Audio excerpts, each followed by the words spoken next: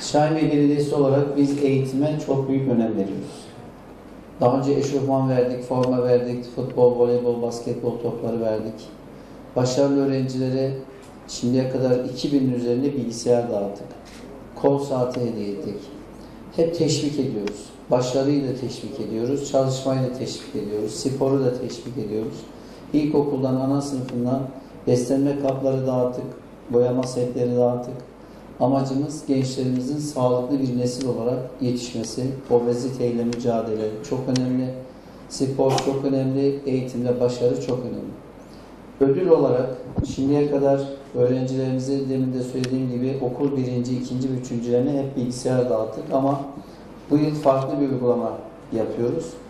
Onun da nedeni şu, daha önce kitap dağıttık, kitap okuma yarışmasında birinci, ikinci, üçüncü olan öğrencilerden Umre'ye götürdük 360 öğrencimizi. Bu defa okul birinci, ikinci, üçüncülerine bilgisayar vermek yerine dedik yurt dışına götürelim. Orası da neresi olsun? Bosna Hersek olsun. Neden Bosna Hersek? Çünkü Bosna Hersek'i kim fethetmiş?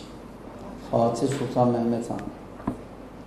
Bizim ecdadımız oralarda o kadar eserler var ki köprüler, camiler, hanlar, hamamlar, çarşılar, yollar bize çok benziyor.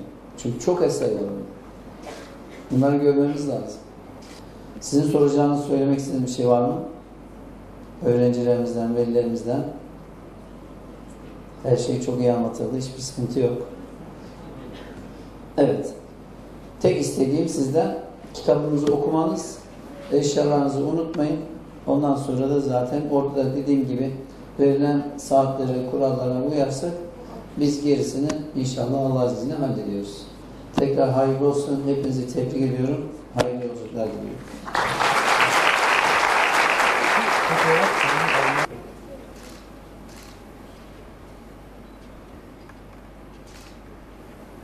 Öncelikle Şahinbey Belediyesi'ne ve belediye başkanımız Mehmet Ahmazoğlu'na teşekkür ediyorum.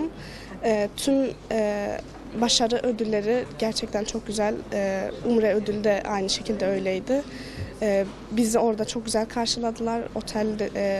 Otelden yemesine, içmesine, her şeyine kadar hepsi çok güzeldi. Her şey için teşekkür ediyorum Tahmazoğlu'na. Öncelikle çok teşekkür ediyorum Sayın Mehmet Tahmazoğlu'na. Benim hiç hayalimde böyle başka ülkeye gitmek yoktu. Ben Antep'te bile gezemeyen bir kızım. Gerçekten çok teşekkür ediyorum. Şu an çok mutluyum. İnşallah sağ salim gider geliriz.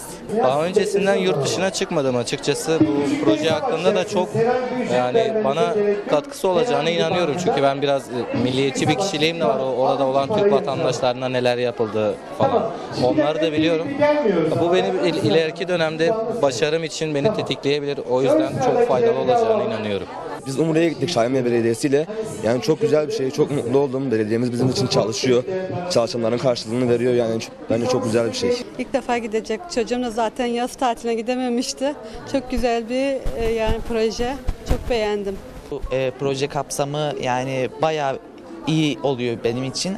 Hem yurt dışındaki imkanları görme, oranın yaşamını tanıma imkanı sağlıyor bize.